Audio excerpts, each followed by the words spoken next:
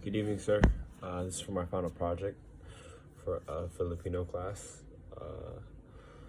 The story I chose to relate to my HRM that I think will give me a perspective on how I can help others is The Life of the Poor by Sister Mary Christine Tan.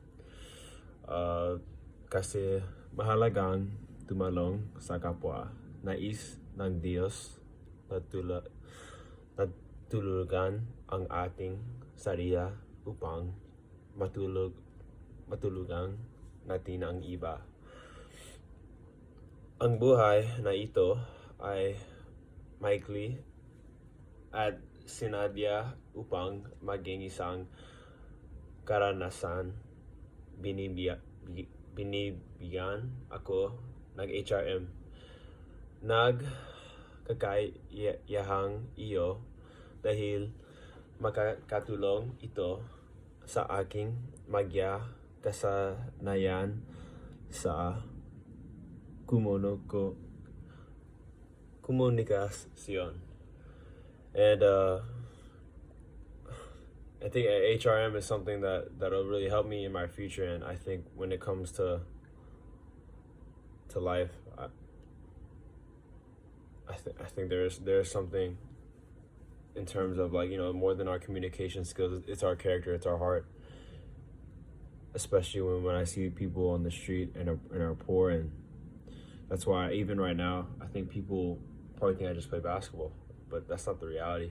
I do more than just play basketball. I try to volunteer when I can and things like that, but then even then it feels like it's not enough. But for the most part, I do know I can help in little ways, and that is something I appreciate.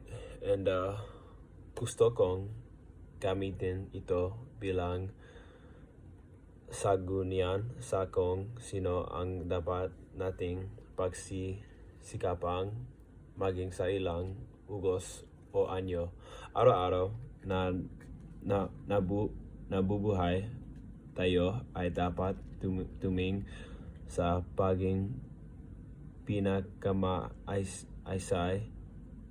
na porsyon ng ating sarili at pag-aral kung paano tumingin sa iba talad na ginawa ng ating mga mahal sa buhay para sa atin.